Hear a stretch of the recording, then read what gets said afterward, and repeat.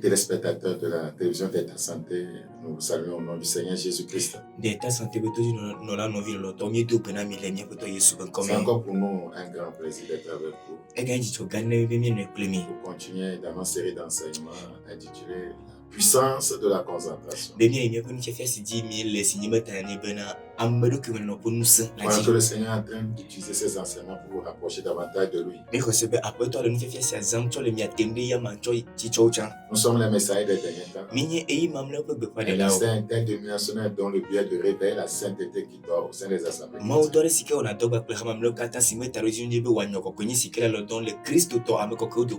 Bénissons le nom du Seigneur pour la vie de tout le monde. Nous honorons tout le monde, les collègues pasteurs, que Dieu bénisse tout le monde. Prions s'il vous plaît.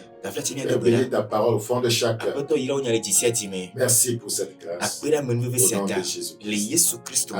Amen. La puissance de la concentration. Deutéronome chapitre 5, le verset 32. Deutéronome chapitre 5, le verset 32. Vous ferez avec soin ce que l'Éternel votre Dieu vous a ordonné. Vous ne vous en détournerez ni à droite ni à gauche. Voyez, ce passage fait appel à la concentration. Donc, lorsqu'on n'est pas concentré, on ne peut pas, voyez, répondre aux attentes de Dieu. Parce que Dieu est exigeant et méticuleux. Il a dit à Moïse de faire, voyez, de construire le tabernacle selon le modèle qui lui a été révélé sur la montagne.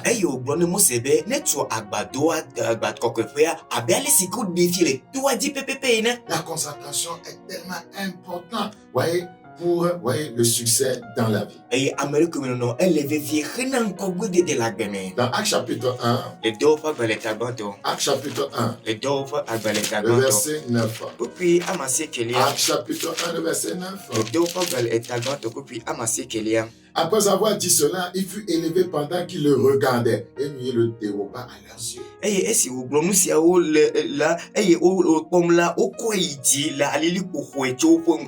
Et comme ils avaient les regards fixés vers le ciel, ils avaient les regards fixés vers le ciel. Beaucoup de croyants ne sont plus concentrés sur le ciel, sur les choses d'en haut. Pendant qu'ils s'en allaient, voici deux hommes vêtus de blanc leur apparurent. La concentration engendre la révélation. Ils étaient concentrés sur le ciel. Ils ont eu une révélation surnaturelle. Les anges se sont révélés à eux parce qu'ils étaient concentrés sur le ciel.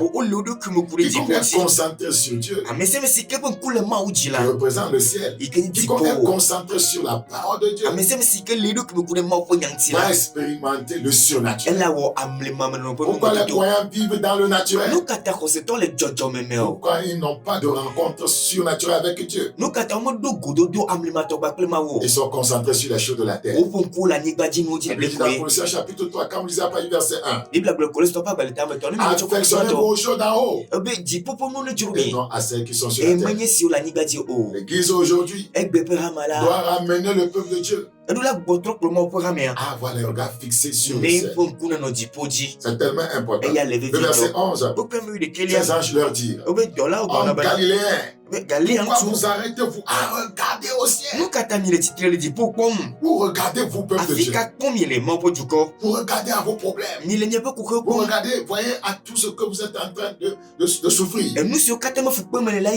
Pour trouver la solution, vous devez regarder à celui qui a la solution. Ils étaient arrêtés et ils regardaient au ciel. Il est temps qu'on s'arrête. Nous regardons tout aux choses de la terre. Pour nous concentrer sur les choses d'en haut. Les uns leur ont dit: Ce Jésus qui a été enlevé au ciel du milieu de vous viendra de la même manière. Christ reviendra par le ciel. Mais on doit fixer les regards vers le ciel. Christ ne reviendra pas par d'apparence. Il ne va pas venir de Canada. Il ne viendra pas de Singapour. Les croyants luttent pour aller au Canada, pour aller à Singapour, pour aller aux États-Unis. Christ ne revient pas par là. C'est depuis le ciel. La Bible dit que la tempête sonnera. Vous voyez, les morts en Christ ressusciteront. Et nous les vivants, nous serons ensemble enlevés avec eux. À la rencontre du Seigneur dans les airs. Il ne revient pas le ciel. Qu'est-ce que cela doit dire? Cela doit dire que nous devons nous accrocher à tout ce qui est d'en haut. Nous devons nous accrocher à la sainteté, à la pureté de vie, à la justice. Parce que ce sont des vertus, voyez, divines. Et le Seigneur reviendra, voyez, depuis, voyez, le ciel pour enlever son peuple. L'Église est concentrée sur les choses d'en haut. Il ne reviendra pas depuis la terre. Il est déjà venu faire une œuvre sur la terre. Où, voyez, est-ce que tu fixes tes regards? Christ reviendra. Nous devons nous concentrer sur sa parole. C'est vraiment important. La Bible dit dans Somme 34:6, quand on regarde tourner vers lui, pourquoi les chrétiens sont malheureux? Ils n'ont pas la joie du salut. Ils n'ont pas les regards fixés sur le Seigneur. Quand on les regarde tournés vers lui, on est rayonnant de joie. Si tu as les regards tournés vers ta femme, tu seras colérique. Tu as les regards tournés vers ton mari, tu seras colérique. Tu as les regards tournés vers un homme, tu seras déçu. Mais quand tu as les regards tournés vers Jésus, tu seras rayonnant de joie. Beaucoup sont malheureux parce qu'ils regardent aux hommes. Les Écritures sont formelles. Quiconque a les regards fixés sur le Seigneur, voyez, sera rayonnant de joie. Cette concentration sur le Seigneur va engendrer le feu et la passion dans sa vie. C'est ça qui lui donnera la joie. Cette concentration sur le Seigneur va l'amener à prendre de la vitesse dans la vie. C'est ça qui lui donne la joie. Cette concentration sur le Seigneur va engendrer la révélation. Avoir la révélation du Seigneur donne la joie. Cette concentration sur le Seigneur va lui délivrer du mal. Et le délivrer du mal engendre la joie. Cette concentration sur le Seigneur enlève, voyez, les voiles, le voile sur les possibilités et les opportunités. Et quand on arrive, voyez, à réussir dans la vie, on est heureux. Cette concentration sur le Seigneur, voyez, fera de vous une personne qu'on ne peut stopper. Et quand rien ne peut stopper dans la vie, vous allez loin dans la vie. Ça engendre la joie. Il est dit, quand on a les regards tournés vers lui, quand on est concentré sur lui, on est rayonnant de joie. La concentration engendre la puissance. Lorsqu'on a les regards fixés sur le Seigneur, on va, voyez, avoir sa puissance. Et quand on est dans la puissance du Seigneur, on est rayonnant de joie. Dans chapitre 2, les apôtres étaient assemblés dans un même lieu, dans la chambre haute, attendant la promesse de Dieu. Il nous a fait comprendre la puissance de Dieu est descendue sur eux. Dans 2 Rois chapitre 2, lisez le verset 10. Élie a dit à Élisée, si tu me vois enlever dans les toits, voyez ce que tu demandes, la double portion de mon onction, tu l'auras. Donc il était concentré sur Élisée. Donc La concentration a engendré la puissance. C'est tellement important. La concentration engendre l'impact et le succès. C'est le 8e bénéfice. La concentration engendre l'impact et le succès. Dans Philippiens chapitre 3, le verset 13. Philippiens chapitre 3, le verset 13. Frère, je ne pense pas l'avoir saisi, mais je fais une chose, oubliant ce qui est en arrière et me portant vers ce qui est en avant. Je cours vers le but pour remporter le prix de la vocation céleste de Dieu en Jésus-Christ.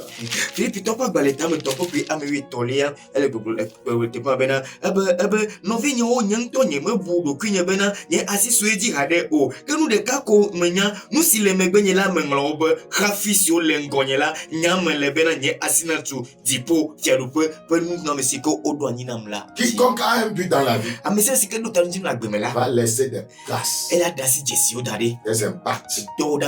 Avoir un but, c'est laisser des marques, des traces sur la terre.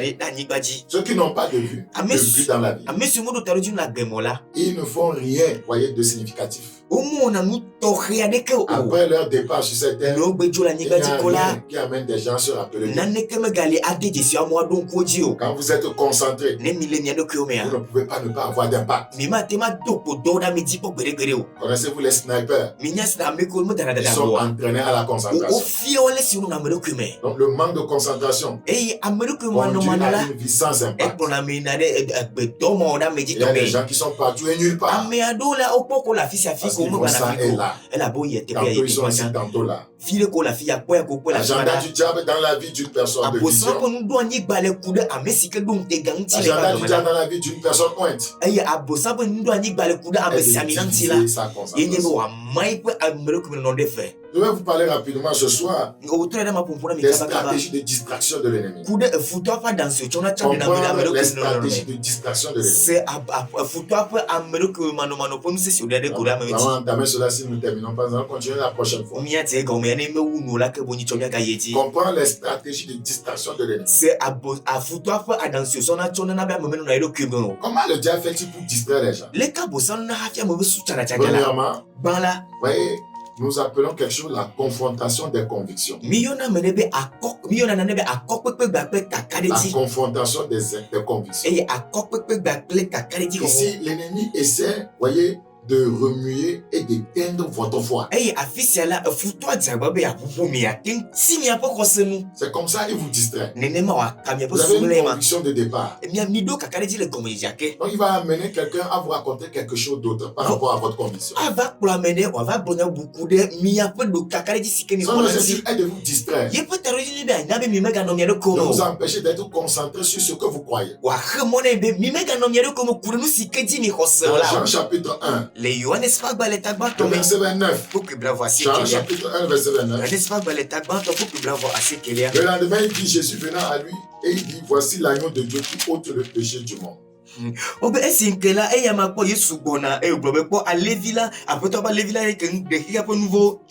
c'est de Jean-Baptiste. Il avait dit aux gens que Jésus est l'agneau de Dieu qui ôte le péché du monde. Jean avait cette conviction que Jésus est l'agneau de Dieu. Il n'y a de salut en aucun autre si ce n'est au travers de Christ.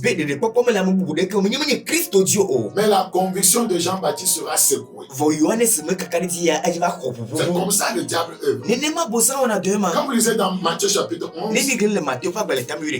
celui qui avait eu la révélation du Seigneur va commencer à remettre en cause, voyez, sa conviction par rapport à Christ. C'est ce que le diable fait à plusieurs croyants. Au départ, ils étaient convaincus que le salaire du péché, c'est la mort. Aujourd'hui, voyez, il dit simplement, je sais que nous sommes chers et saints. Personne ne peut pécher. Personne ne peut ne pas pécher. Ouais, ils étaient convaincus. Avant le mariage, il faut se garder dans la sainteté. Aujourd'hui, il dit simplement, donc je suis sûr que je vais marier la jeune femme. Pourquoi ne pas faire des exercices d'abord? Faire des exercices sexuels pour voir si nous sommes compatibles sexuellement. La condition première a été fauchée par le diable. Le but c'est de vous distraire dans la vie, de vous détruire. Satan remet en cause la conviction de plusieurs personnes. De quoi plusieurs retrogradent facilement.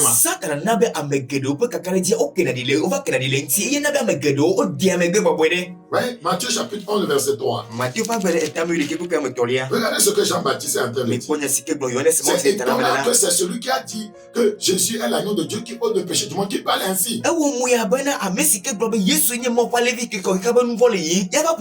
Est-il celui qui doit venir? Ou devons-nous en attendre un autre? Mais c'est quelle question Jean-Baptiste pose? Jean-Baptiste a dit Jésus est l'agneau de Dieu qui ôte le péché du monde.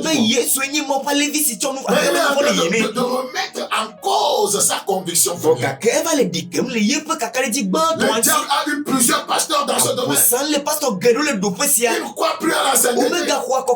Il ne croit plus à la justice. Il ne croit plus à la vérité.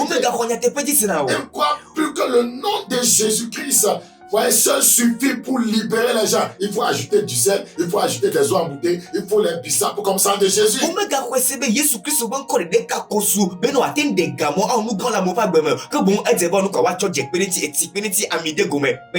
Le but c'est de vous distraire et de vous détruire. Parce qu'une personne distraite peut être facilement détruite. Donc quand l'ennemi t'amène à douter de ta conviction, son objectif est de te retenir dans la stagnation. Fais attention. Dans 1 Timothée chapitre 6. 1 Timothée chapitre 6. Le verset 12. Combat le bon combat de la foi. Saisis la vie éternelle à laquelle tu as été appelé. Et pour laquelle tu as fait une belle confession en présence d'un grand nombre de témoins. Jean-Baptiste avait fait une belle confession. C'est l'agneau de Dieu qui ôte le péché du monde. Mais il n'a pas combattu le bon combat. Pourquoi? Il s'est retrouvé dans des difficultés. Jean-Baptiste s'est retrouvé en prison. Si Jésus était vraiment celui qui devait venir, pourquoi je suis parti en prison? C'est la stratégie de l'ennemi. Si Jésus était le Dieu dont on parle, pourquoi je souffre? Pourquoi le chômage? Je suis toujours dans le chômage. Pourquoi à 45 ans je ne suis pas encore marié? C'est comme ça l'ennemi fait. Mais la Bible dit, quand l'ennemi vient à te faire douter de tes convictions, combat le bon combat de la foi.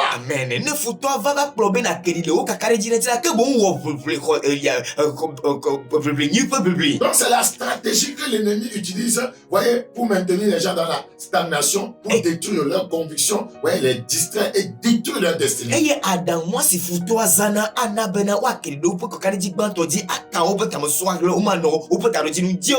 Ouais. Plusieurs ont commencé avec Jésus. Après, voyez, confrontés à des problèmes, ils ont abandonné pour aller voir les charlatans. Que le nom de Jésus n'arrive pas à le faire. Il va aller prendre un talisman pour voir s'il peut trouver la solution. Combat le bon combat de la foi. Combat le bon combat de la foi. Sois ferme sur tes convictions premières. Tellement important. Donc la première stratégie, nous l'appelons la confrontation des convictions. La seconde, voyez, stratégie du diable pour distraire les gens, nous l'appelons la confrontation des oppositions. Ici, voyez, il y aura des oppositions dans ta vie quand tu veux entamer quelque chose. Et la plupart du temps, le diable sait que lorsque les gens sont confrontés aux oppositions, ils abandonnent si facilement.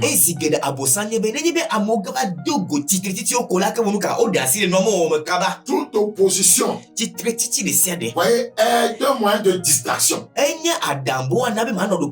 Toute opposition dans ta vie est un moyen de distraction. On peut surmonter surmonter les oppositions. On peut surmonter les barrières pour aller plus loin dans la vie et réussir. Vous vous rappelez de Néhémie chapitre 4? Lorsque Néhémie voulait rebâtir les murailles, il y a eu des oppositions. Sanballat, Tobia, Geshem, se sont levés contre lui. Ils ont essayé de les intimider. Oui, Néhémie chapitre 4, verset 1, le verset 7 et 8. Le but était de les distraire et de les empêcher de pouvoir rebâtir la muraille.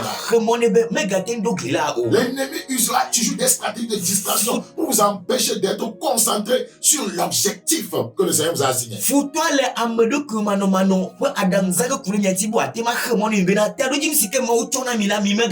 Quiconque se préoccupe des oppositions va perdre sa position. Quiconque se préoccupe des oppositions va perdre sa position. Supposons que vous êtes dans une course, vous êtes dans un marathon. Et te voilà en train de courir. Voilà ton ami d'enfant qui est au milieu de la foule quelque part. Et il crie: Oh Kodjoga, tu es parmi les coureurs. Ta tête pèse plus que tes pieds. Tu n'iras pas loin, je ne crois pas. Et tu sors des rangs. Hey, mon ami Kafeshina, je vais te montrer. Je vais te montrer que ma tête est grosse. Je vais te connaître par cette tête, tu verras. Tu as perdu ta position. Parce que tout le temps que tu prends pour faire ça, les autres sont déjà loin. C'est pourquoi je dis: quiconque se préoccupe des oppositions va perdre sa position. Quand vous êtes un enfant de Dieu, vous êtes un homme de Dieu, les gens parleront mal de vous. Les gens vont vous mépriser. Les gens vont vous critiquer. Ne perdez pas votre temps à leur répondre. La Bible a dit, dans Luc chapitre 6, malheur si tous les hommes disaient du bien de vous. Tout le monde ne peut pas dire du bien de vous. Pourquoi vous préoccupez des positions? Préoccupez-vous, voyez, de votre objectif. La troisième stratégie de distraction de l'ennemi, nous l'appelons la tentation de la compétition. La tentation de la compétition. Ouais, ici, l'ennemi va vous amener à laisser de côté votre objectif, votre but, et à chercher à imiter les autres.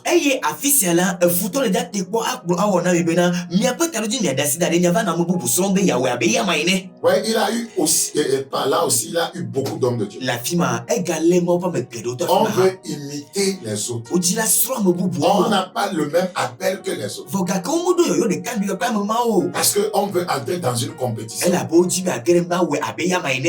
le Seigneur, nous ne sommes pas en compétition. Je ne comprends pas pourquoi il peut y avoir la jalousie et l'envie dans le ministère, au sein des hommes de Dieu. Nous ne sommes pas en compétition contre quelqu'un.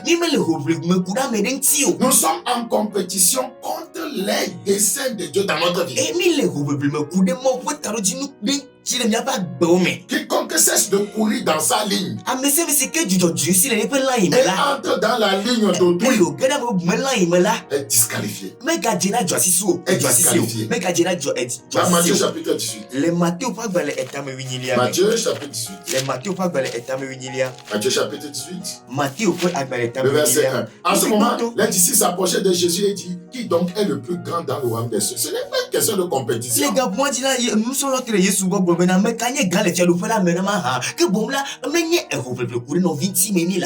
c'est ce que nous constatons dans le corps de Christ. On veut savoir qui est le grand père dans le ciel. Ouais, qui est le plus loin? Qui est le plus grand enseignant? Qui a mis en place beaucoup d'églises? Non, nous ne sommes pas en compétition. Ouais, être en compétition dans ce royaume, voyez, c'est se laisser entraîner par voyez, la distraction. La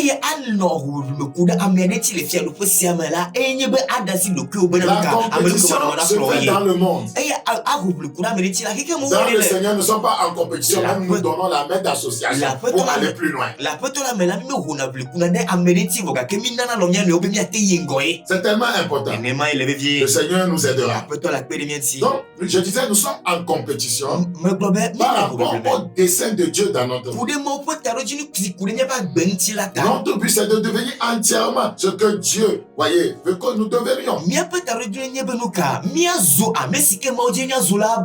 C'est tellement important. Dans Jean chapitre 3. Jean chapitre 3. Les disciples de Jean-Baptiste vont essayer de l'amener à entrer en compétition avec le Seigneur Jésus.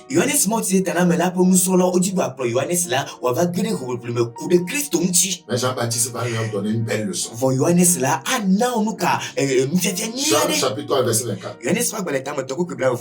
Quand Jean n'avait pas encore été mis en prison,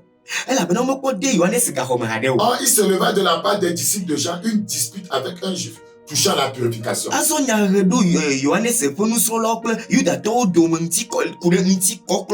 Il va trouver Jean et lui dit, Rabbi, celui qui était avec toi au-delà du Jourdain et à qui tu as rendu témoignage, voici il baptise et tous se font à lui. Les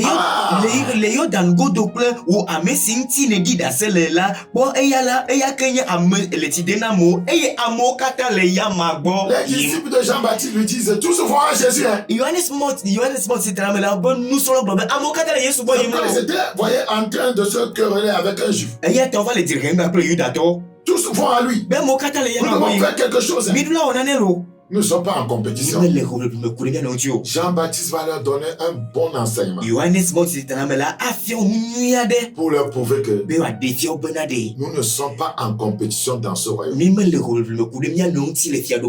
La compétition est un moyen de distraction de l'ennemi. Chacun doit se concentrer sur son appel, se concentrer sur les objectifs, voyez, que le Seigneur lui a. C'est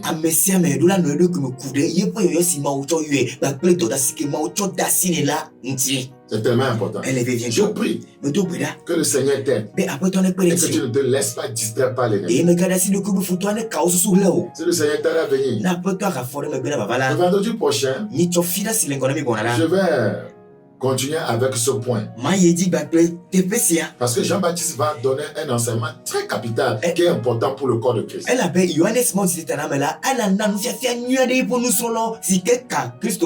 D'autres compétitions dans le royaume. D'autres compétitions. Même en matière d'habillement. Quand on voit un Ghanéen habillé, avec un, comment je peux m'exprimer? Porter des choses pour se faire le bishop. Voyez, un petit pasteur aussi ici, voyez, comme nous aimons bien les appeler, aussi il met ça, un habit avec un clérical.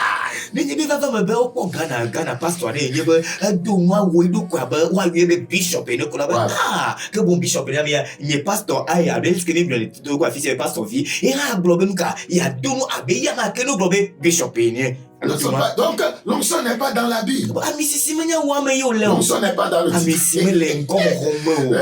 Être bishop ne te donne pas la puissance. Être prophète ne veut pas dire que tu es puissant. Se faire appeler pasteur ne veut pas dire que tu es puissant. On peut être un pasteur ou un dans la fornication. Un bishop escroc. Ça ne se trouve pas dans le titre. L'onction n'est pas dans le titre. L'onction est dans la vie de Dieu. Dans la soumission à Dieu. Soyez bénis. Si Jésus t'a venir, rendez-vous le vendredi prochain. Nous s'affiche en bas de l'écran. Demain c'est samedi. De venir, voyez, à écouter l'enseignement biblique avec nous. À 7h30. D'ici là, portez-vous bien. Évitez la distraction. Au revoir. Bye bye.